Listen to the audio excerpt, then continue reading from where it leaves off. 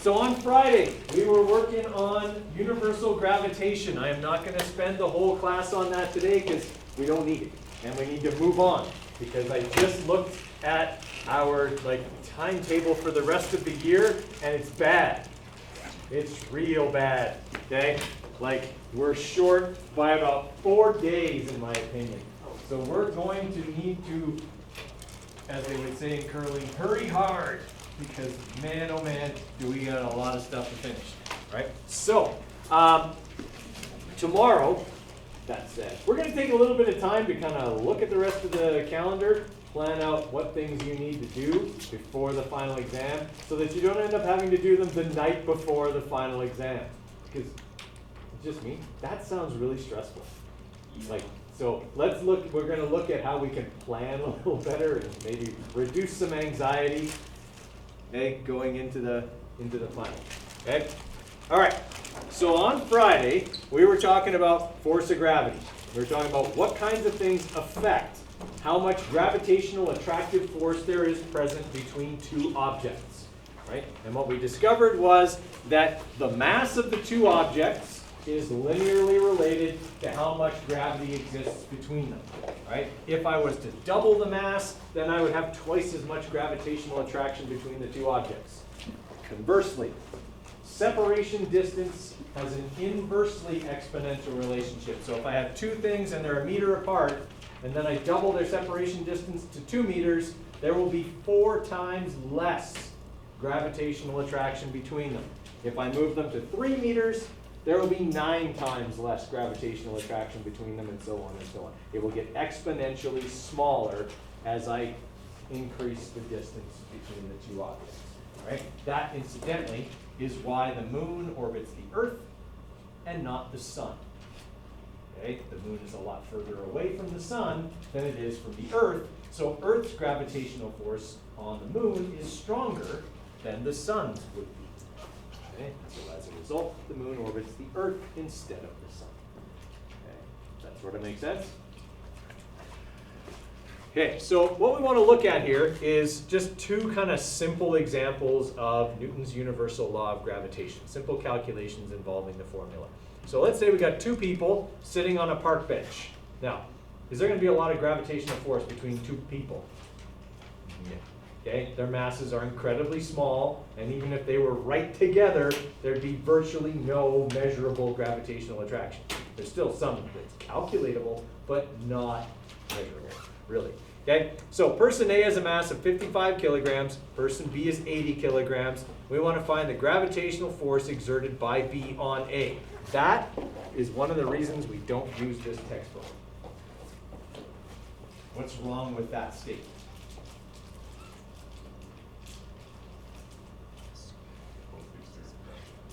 It's a mutual attractive force between the two. It is not of one on the other. Okay? They are mutually attracted. They are pulling on each other equally. Right? It is not the bigger one on the smaller one, and that's really poorly worded. That implies that it is one on the other instead of the mutual force that actually exists. So for this one, we don't have to manipulate. We just have to put in big G, the universal gravitational constant. We watched that video of the guy replicating Cavendish's experiment with the weights and the bowling balls. Okay, times 10 to the minus 11 times mass 1, 55 kilograms, times mass 2, 80 kilograms, divided by, was it 1 meter? No, 0.6 meters. And what do I have to do with that number? Squared. Okay. What do you suppose the most common mistake is when using this formula? Not squaring r. Okay. It makes a big difference if you don't square r, especially if you're talking about planetary distances. You get like these gigantic gravitational force numbers that don't make sense. All right. So if I'm punching this one in, okay, it's going to look something like this: 6.67 e negative 11 okay, times 55 times 80, okay, and then divide that by 0.6 squared. I don't know why I put that in brackets, but I did. Okay, is that very much force? No, it's not very much force at all. It's like nanonewtons. Okay, it's very, very small. Okay, I want you guys to try number 2. Okay, so in number 2, they're saying the mass of the Titanic was 4.6 times 10 to the 7 kilograms. The gravitational force exerted by the Titanic on the fatal iceberg was 61 newtons. That is not what caused them to collide. Okay, they were not attracted to each other and then smashed into one another. Okay, people were asleep at the switch, drunk on the job and stuff. Okay, so yeah, tragedy for sure. All right, and we were looking for the mass of the iceberg. Okay, when they're 100 meters, well, the mass of the iceberg, period, but when they're 100 meters apart. Okay, so I'll give you a few minutes on that one. All right, so for number 2, we just have to do kind of a simple manipulation of the formula. The stuff we have mass 1, the mass of the Titanic, 4.6 times 10 to the 7 kilograms. Okay, we're looking for mass 2. We know the force of gravity, 61 newtons, and we know the separation distance is 100 meters. Okay, so we're manipulating to find M2. So Fg equals big G, okay, times mass 1 times mass 2 over r squared, and we're looking for mass 2. So I'm going to multiply both sides by r squared, divide both sides by big G times mass 1. Right, that leaves me with mass 2. So I will, I don't have the square root. So I will have 100 squared times 61 divided by 6.67 times 10 to the minus 11 times 4.6 times 10 to the 7. Now, you do have to make sure you punch it into your calculator, separating top and bottom. You move that stuff over together, so it has to be calculated together. If you just punch it in a line, it'll do order of operations and not give you the same answer. Okay? So, we got 100 squared times 61, that's the top, okay, divided by, on the bottom, 6.67 e negative 11, and 4.6 E7.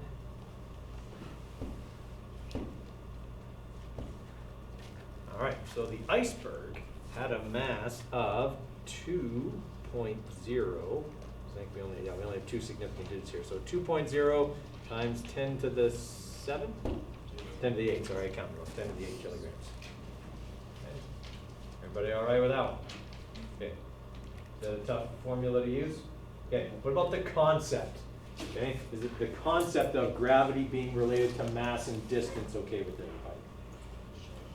Okay, I mean, the further away 2 objects get, the less they're going to be brought together by that force of gravity. Take a question. How are magnets so attracted to each other? Well, that has to do with the orientation of like the iron particles or the magnetic particles in them. And so it's not a gravitational force, it's that opposite poles attract kind of thing. It is a strong force for like per unit of mass, but also has the same exponential problem with distance. Yeah, so all field forces, gravity is a field, magnetism is a field, electricity is a field, all the field forces, they decrease exponentially with distance. Okay? So, you got like inside of an atom, you've got, positively charged and negatively charged, and the electrons stay there. That's a really strong force per unit of mass, but they're also really close together because atoms are super small, right? So it works over those kind of distances. It's also that whole idea that, like being near a cell phone tower will cause brain cancer. Okay, like the whole idea of that is just, it's crazy because again, magnetic forces, magnetic attraction, field strength decreases exponentially with distance. So if I lived in a cell phone tower, yes, that probably wouldn't be good for me. But as soon as I am 100 meters away, like it's decreased exponentially so much. I'm 100 times further away. Well, 100 squared, right? It's 10,000 times less. Now it's not going to hurt me. Okay. Any other questions on those 2? Okay. All right. So this one here is just kind of showing us this relationship between mass and radius, and it's a good one to look at. So object A exerts a gravitational force of 1.3 times 10 to the minus 10 newtons on object B. Determine the magnitude of the gravitational force if the separation distance is doubled. Mass A increases by 6 times, and mass B is halved. Did they give you any numbers here? They didn't. Other than the force of gravity, they gave you nothing. All right? So, in a question like this, it's hypothetical. They're asking, yes, sure, calculate the new gravitational force, but do it without all the numbers. But that's okay, right? I'm just going to say big G is here, and when mass 1 is 1 and mass 2 is 1, and the separation distance is 1, it equals this number, 1.3 times 10 to the minus 10 newtons. Okay? I don't know any of those numbers, and that's fine. That's what they equal. Now, I'm going to increase mass 1 by, what, 6 times? Yeah. Okay? So now I've got big G times 6. I know my G's and 6's look alike. Different. Okay? This one is going to be halved. We'll write in 0.5. And the separation distance is going to double. Okay, so now instead of being 1 times 1 divided by 1, now it's 6 times 0.5 on the top. What's 6 times 0.5? 3 times. So even though one of the masses got smaller, overall I have 3 times as much mass in this calculation as I had in the first one. Everybody okay with that? Okay, and on the bottom, I doubled the separation distance, which means I'm actually going to have 4 times less on that one, right? Because 2 squared is 4. All right, so now that one is 3/4 of the first one. Okay, I didn't need any numbers to figure it out. I just need to know how many times bigger or smaller everything got, because it's just about ratios. Okay, so all this one is showing you is basically that radius has a way bigger effect than mass. Okay, we have 3 times as much mass in this question as we had in the first situation. I only doubled the distance between them. I tripled the mass, but I doubled the distance between them, and the gravitational force got smaller.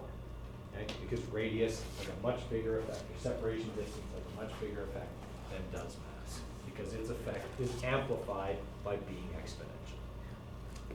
Okay.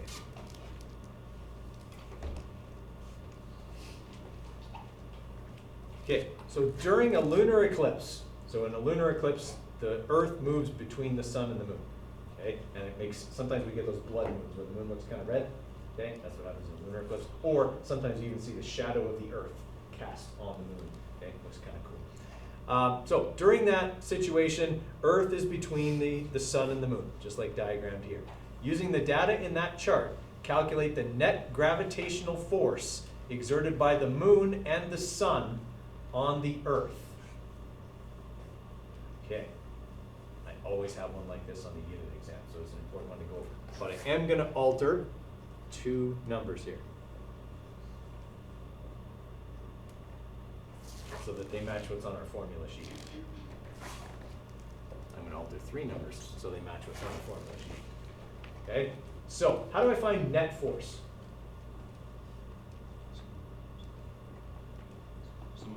Sum of all forces. Okay, how many forces are acting on the Earth right now? 2. So what are those 2 forces? The sun's gravity and the moon's gravity.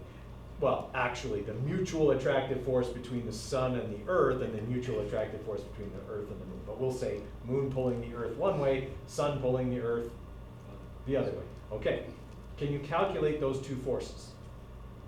And then find the net force? Well, then what are you waiting for? Do it. All right, so they've already kind of got my givens here. They've got the Earth's mass, they've got the moon's mass, the radius between, or the separation distance between all of the bodies. So we don't need to write down any givens, those are already there. But what we do need to do is draw a free body diagram, because after all, the question's about net force.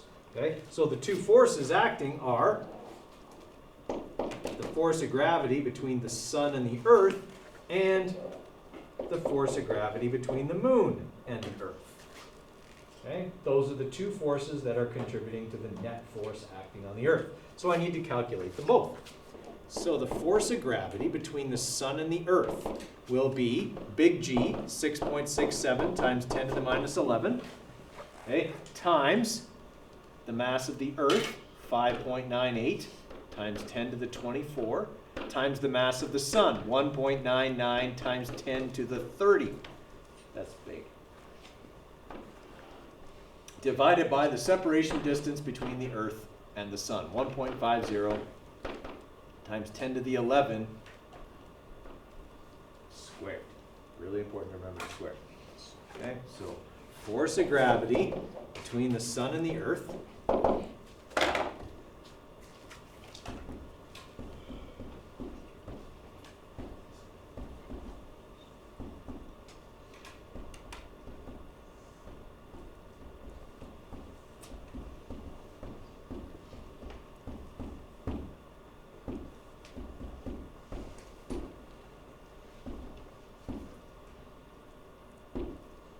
whoops. Did that wrong. Pressed the wrong button. There we go. Okay, so the force of gravity between the Moon and the Earth is 3.53, but we'll keep all the decimals, times 10 to the 22 newtons.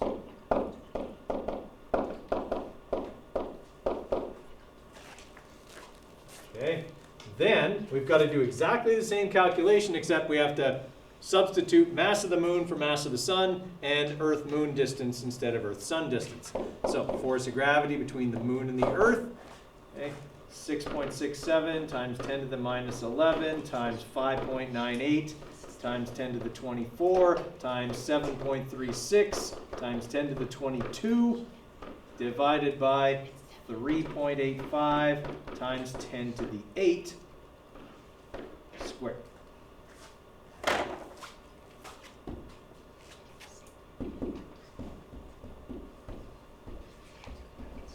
Whoop, I did it again.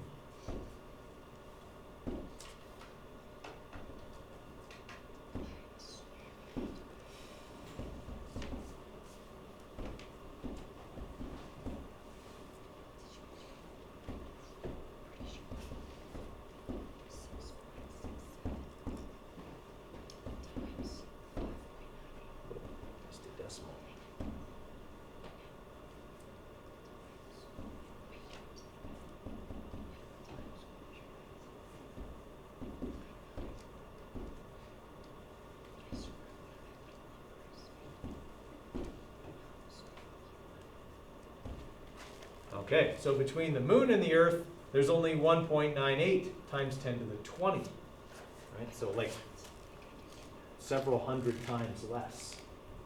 Okay. Oh, I got like, for the first one, I got 20, like to the 28. I don't know if I just got too many. Must have either forgotten to square radius I swear. or had one of these, either the 24 or the 30 or the negative 11 incorrect. Yeah. Okay, so 1.98 E20 on that.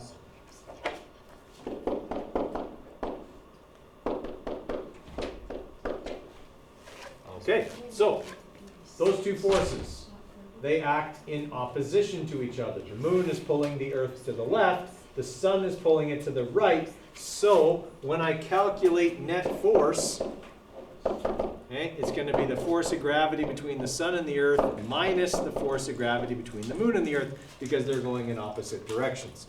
All right, so we're going to have our 3.53, sorry, times 10 to the 22 minus 1.98 times 10 to the 20. So we'll take that number there and subtract that number there. All right, and we're left with 3.51 times 10 to the 22 newtons.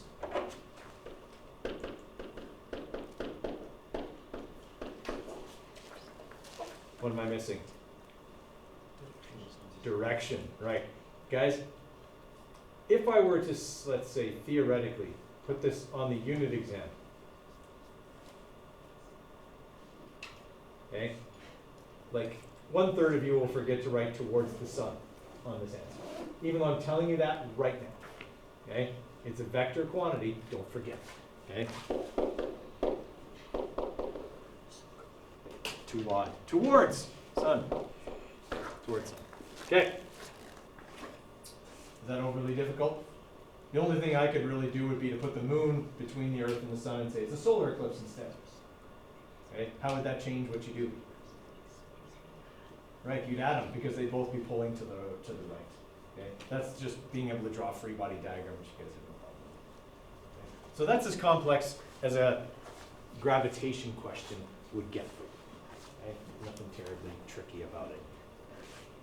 Would that be like one of the longer questions? It seems like it is, but in actual fact, it's just a lot of number plugging. Right? We didn't even have to manipulate anything here. We just had to fill in the formula and calculate Would it. there be like one or two of them? Would there be what? Would there be one or two of these on the exam? Oh, one. Just one. Yeah, just one. Okay. Any other questions about Newton's universal law of gravitation? Okay. Now, as we've kind of seen here, okay, the force of gravity on the Earth from the sun is huge. It's several hundred times larger than what the moon does to the Earth. That said, the force of gravity from the moon, or between the moon and the Earth, is still considerable. Okay? And I don't just mean about tides, because we always talk about how, oh yeah, the moon's gravity causes tides. That's how we can see it on Earth. But actually, there's other ways that the moon's gravity affects the Earth. Okay? The moon's gravity regulates our tilt. Okay? Our axial tilt is like 23.5 degrees. That's why we have the seasons. Without the moon, that would fluctuate wildly. Okay? For example, Mars, which only has 2 tiny little moons, which basically do nothing gravitationally, Mars's pole fluctuates a great deal. Okay? And so without a moon to regulate it, it can do that. The moon's gravity in conjunction with the sun's gravity helps to regulate not only the Earth's tilt, but also its speed of rotation. In fact, it's been slowing the Earth's rotation a bit every year. Not enough for us to worry about, okay, but a little bit every year. So I'm actually going to show you a couple of videos here on the gravitational effect the moon has on the Earth, just because it's interesting. So, can gravity act as a centripetal force? Yes. Okay? If that was not the case, the moon would not orbit the Earth would not orbit the sun, etc., etc. Okay? So, gravity acts as a centripetal force. That is the basis for all satellite motion. Okay? Anytime one body orbits another, the centripetal force is equal to the force of gravity. And when I say force of gravity, I don't mean this one. Okay? Why don't I mean that one?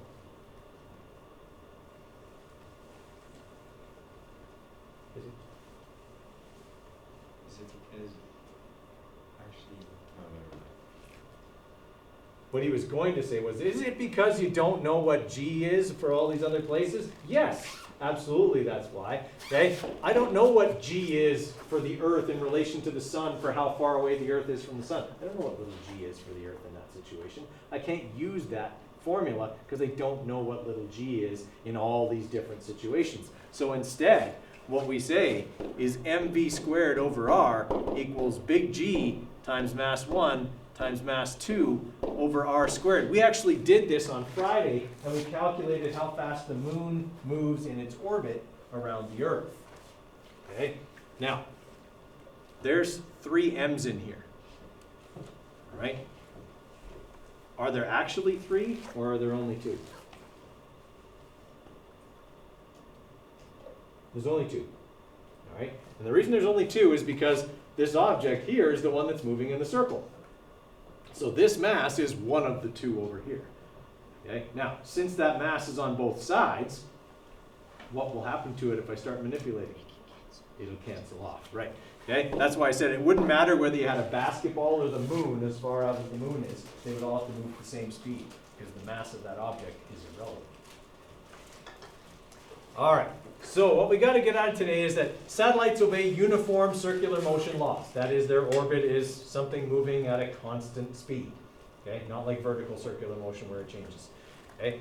Understand that for all orbiting bodies, gravitational attraction between the two bodies provides a centripetal force. That's what we're saying right here. Okay? And learn that any orbit is achieved by making sure a body travels far enough that the distance it falls is accounted for by the curvature of the body it orbits. That means if you believe in the flat Earth, none of today will make sense. But that's okay, because nothing makes sense if you believe in a flat Earth, because that doesn't make sense. Sorry. Yeah. It's just crazy talk. There's no nice way to go about saying that when people just say stuff that's wrong. Okay. The Earth is not flat. We have pictures to prove it. We've orbited it. We know it's a sphere. I don't understand how people try and argue that one. I just, yeah. It's like, you know, looking at this pen and telling me it's green. We can all clearly see it's red, unless you're colorblind. And then it's not your fault. Okay? All right. So, Newton got to the point in his career where he was so widely respected that he no longer had to carry out real experiments. He performed thought experiments. He made up stuff in his head and said, that'll work. And people went, all right. You're Newton, so you're probably right. Okay? So, he came up with this thought experiment because he couldn't find anyone to haul a cannon up to the top of a mountain.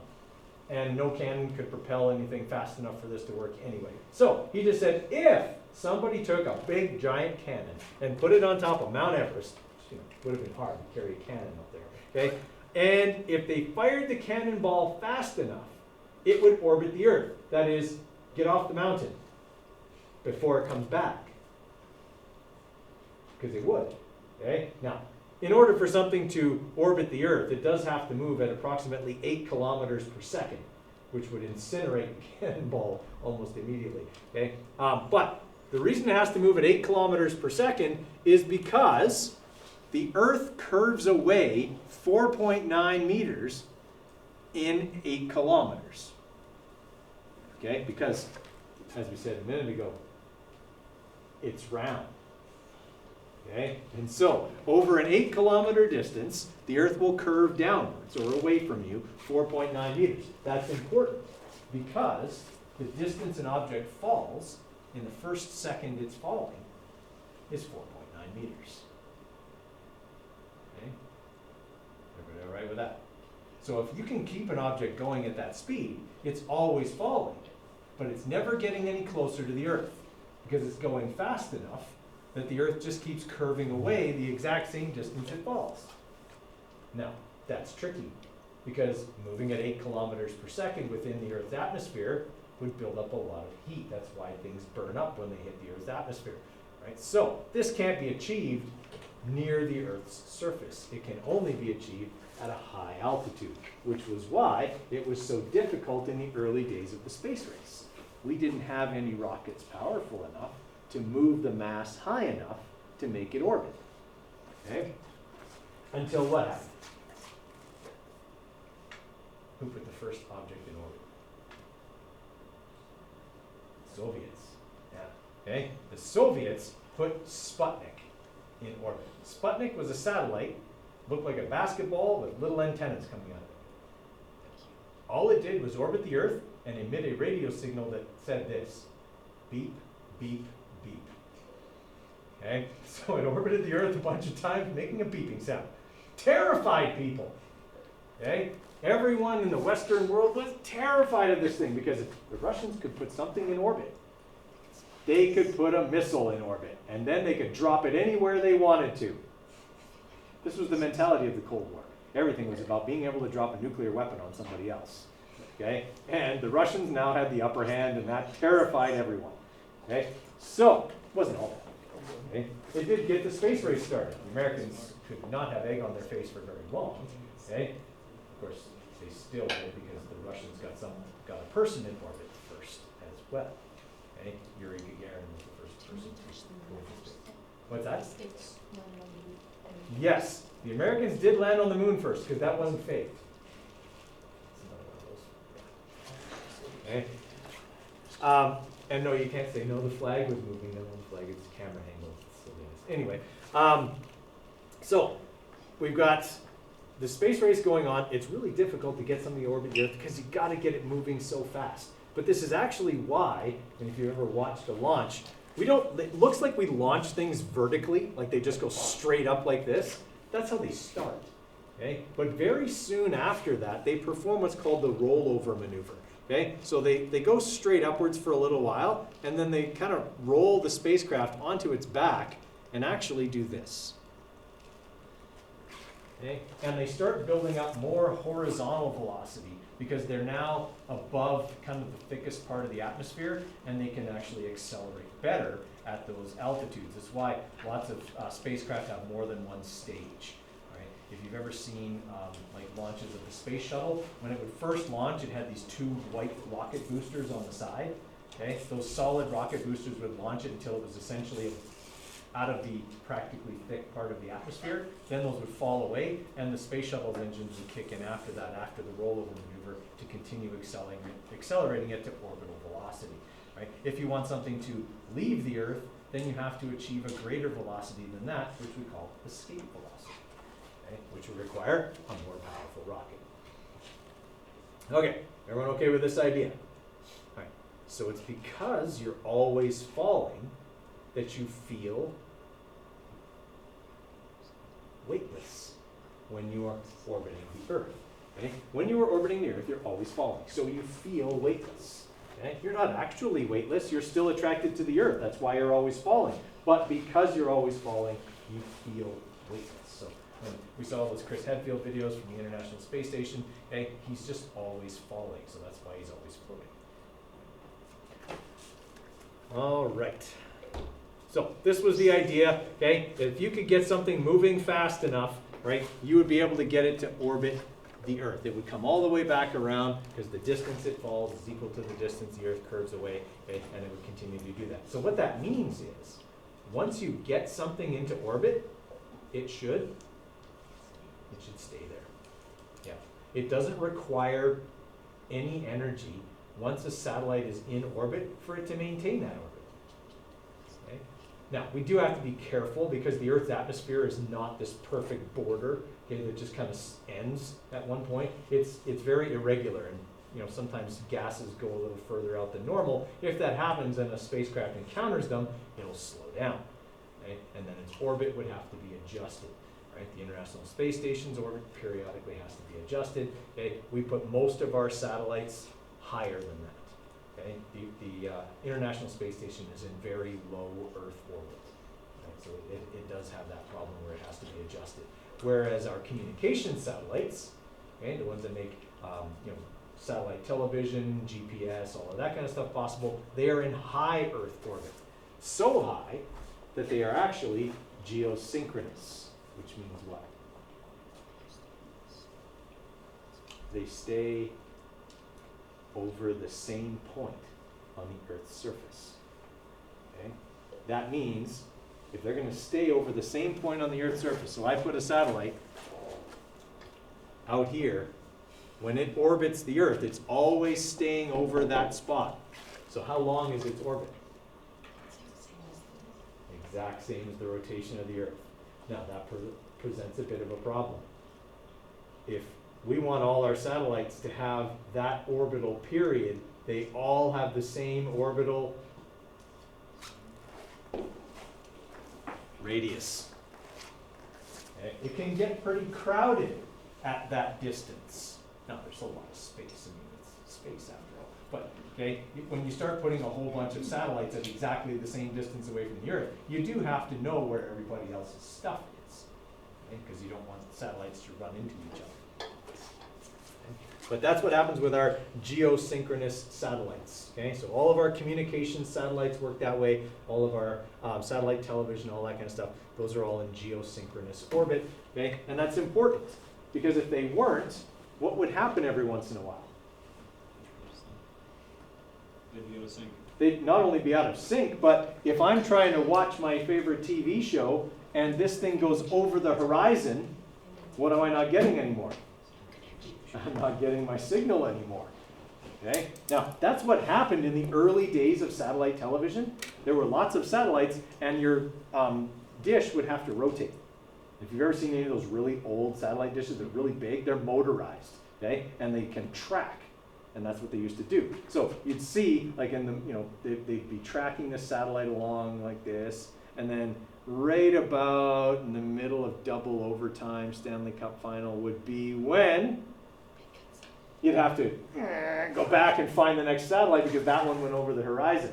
So you lose signal for like 30 seconds to a minute, okay? While the satellite just slowly pans back to the horizon on the other side, looking for the next satellite as it comes over. Okay? It was kind of inconvenient. Okay? That's why you didn't see a lot of people with the big satellite dishes. Okay? And once you got the equipment, it was free, okay? Because they didn't have like the satellite providers like they have now. But you also had to have this rotating dish that took up half your yard. Everyone okay with that? Now we have all kinds of satellites. How many people have satellite TV? Okay, and when you're setting it up and whatever, your satellite dish will actually be in contact with 3 or 4 different satellites. Okay, and the more satellites it connects to, the stronger the signal. Same if you have a GPS unit. The more satellites it can detect, the more accurately it can plot your position. Okay, so a satellite in orbit is always the same height above the Earth. It moves with uniform circular motion, okay? And so we can say that the force of gravity is acting as our centripetal force, right? So we could find the speed of a satellite very easily by simply manipulating this formula, right? And we were talking about these bound orbits, circular orbits, okay? If we want something to leave, it has to go faster, right? But sometimes with this formula, what will happen is that the problem you're working on will ask you for orbital period, or it'll give you orbital period and ask you to calculate radius. So what do I do if instead of having the ability to set this up,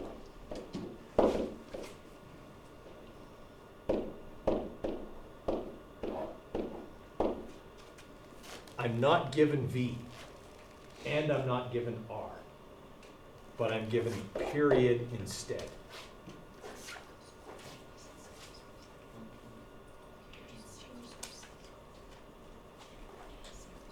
I do have to change something. If I want to calculate speed, it's this, right? Okay.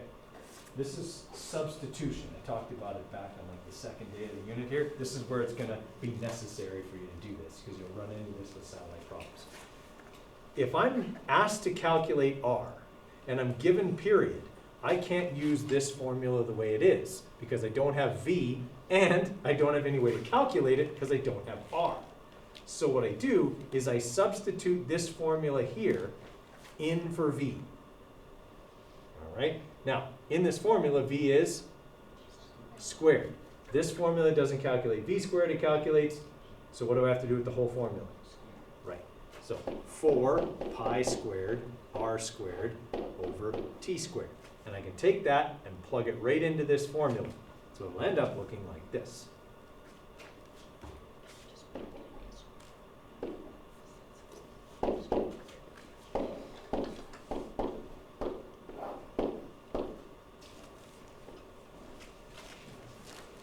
Okay, so all I've done is substitute in that thing I squared for V. So V is gone, M and R are still here. Okay, but now I've got an R on the bottom and an R on the top. What happens to them? They cancel out. Okay, so this R will be gone, and the squared will be gone. All right, now I could solve for the radius without the speed. Okay, because all I did was substitute in something else for speed that I had, and that was period. Okay? So being able to substitute will be important when we're working on satellite motion questions. Okay? And we'll work through a few just so you kind of see it that way. Right? Because this formula here is not on your formula sheet. This one is, and so is this one. Okay? But you'll be expected to be able to combine them on your own. Okay, so that's what we just went over there. Okay, finding the period of a satellite's orbit. Okay, we'd have to substitute in. So this is what I was talking about a minute ago here, the geosynchronous orbits, okay? They're way further out than the polar orbits or low Earth orbits, okay? They're much, much further away because their orbital period needs to be a day, 24 hours. Okay, now a couple of things to note. The orbital velocity and the period of a satellite are not affected by the satellite's mass. Okay? So they didn't have to change how fast the International Space Station moved as they added parts to it. Its speed is determined by where you put it, not how much of it there is. Okay? That's why I was saying it wouldn't matter if out where the moon is was actually the moon, or a basketball, or a dump truck. It wouldn't matter. It would have to move at the same speed regardless, because the only thing that determines the speed of the satellite is where it is, not how big it is. All right. Right, and then the central body is always the mass that stays, and the orbiting body cancels because it's on both sides. And the other reason it cancels is it's the thing that's falling. And all things fall at, well, near the Earth's surface 9.81, but at the same rate. Okay, all things fall at the same rate regardless of their mass, so mass would obviously then cancel. Okay. All right, we did that, so we're not going to do that one again. Let's have a look at number 1. So let's have you copy down number 1, and then we'll walk through it together as a satellite question.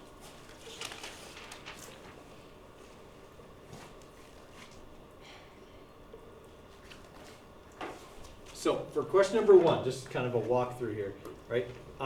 They're telling me that the planet we're dealing with is Neptune. Okay? They're telling me Neptune's orbital radius, which is going to act as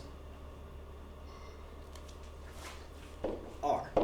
Okay? 4.5 times 10 to the 12 meters. Right? They're telling me it orbits the sun. Okay? So I need the sun's mass. 1.99 times 10 to the 30 kilograms. Do I need Neptune's mass? No. Neptune is a satellite of the sun. Its mass is going to cancel because it will be in mv squared over r, as well as g m1, m2. Okay? So the way this is going to set up is, okay, Fc equals Fg. So mv squared over r, and this will be the mass of Neptune over here, equals big G times the mass of the sun times the mass of Neptune over r squared. So as we said, the mass of Neptune was irrelevant. It was on both sides. We're trying to find out Neptune's orbital speed, so I've got to bring this r over to this side. When I do that, I have an r on the top and an r squared on the bottom. So that r is gone, the squared is gone. That calculates v squared, so what do I need to do? Square root. Okay. So the speed of Neptune in its orbit around the sun will be 6.67 times 10 to the minus 11, big G, times the mass of the sun, 1.99 times 10 to the 30 kilograms, divided by 4.50 times 10 to the 12. That's no longer squared because the r canceled. Okay,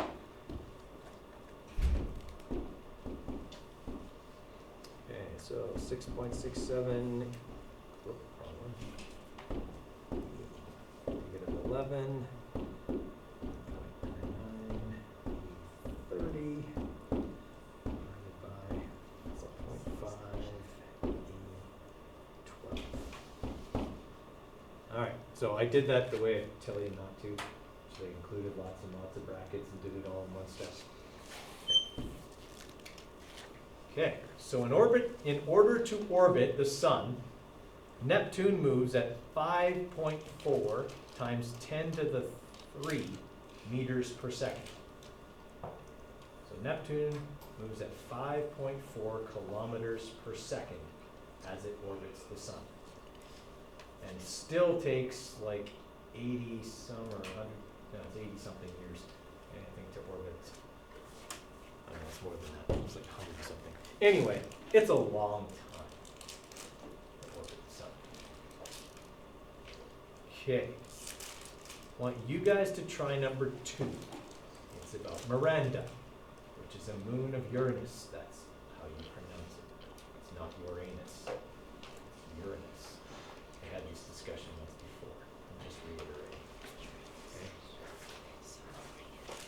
give you a few minutes to see if you can calculate, okay, the radius of Miranda's orbit, knowing Miranda's orbital speed. Okay, so let's have a look at this one here. So we know obviously that if something is a moon of something else, a moon is a natural satellite, so we are dealing with a satellite situation, FC equals FG, okay? And that's going to mean for this one, right, mv squared over r equals big G times the mass of Uranus times the mass of Miranda over r squared. Now which mass is on the left side? Miranda.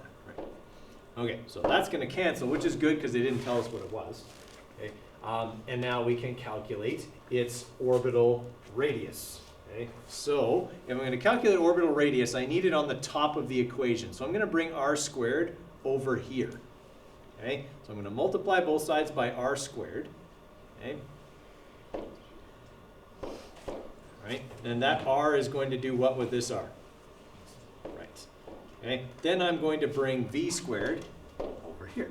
All right, so now I've got that r equals 6.67 times 10 to the minus 11 times the mass of Uranus, which they told me is 8.68 times 10 to the 25. So actually, you know, only a bit heavier than Earth, but it's mostly gas, that's why. Okay.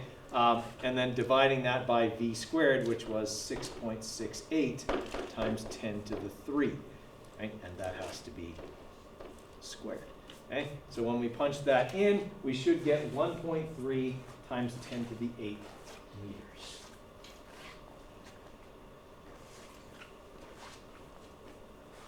Okay, so it's almost as far away from Uranus as Earth's moon is from Earth.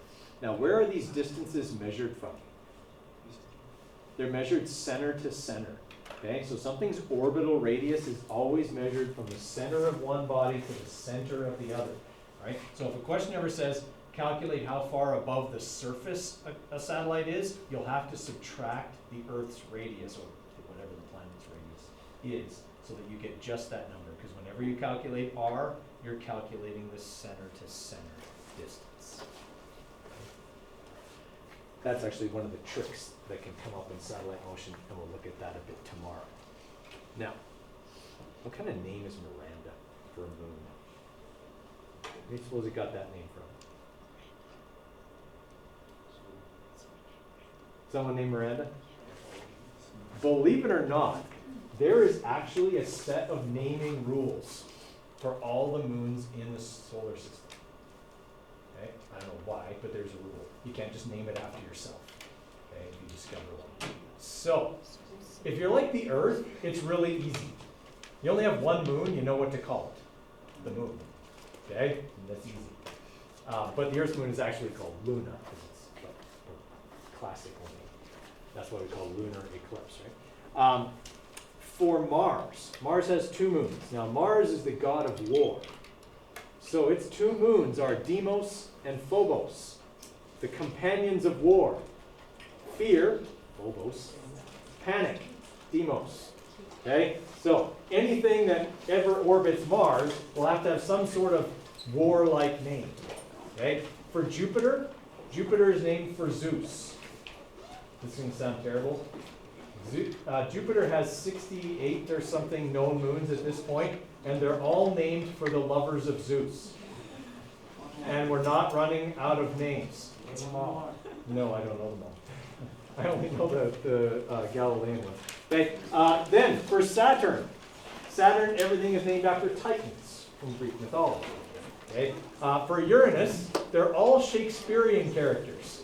So if you know anything about Shakespeare, all of the moons of Uranus are named after Shakespearean characters. For Neptune, they're all of a aquatic nature, okay, because it's Poseidon. And for Pluto, who's the god of the underworld, all of the moons of Pluto have to do with the underworld. So its main moon, Charon, okay, is actually the name of the ferryman who takes you across the river Styx. Yeah. So there's actually a naming set of rules for all of the planets in the solar system. You want some useless trivia? There you go. Useless trivia. All right, tomorrow we're going to do some more of this and gravitational fields. And then we're pretty much done the unit, which is good because we need to get moving.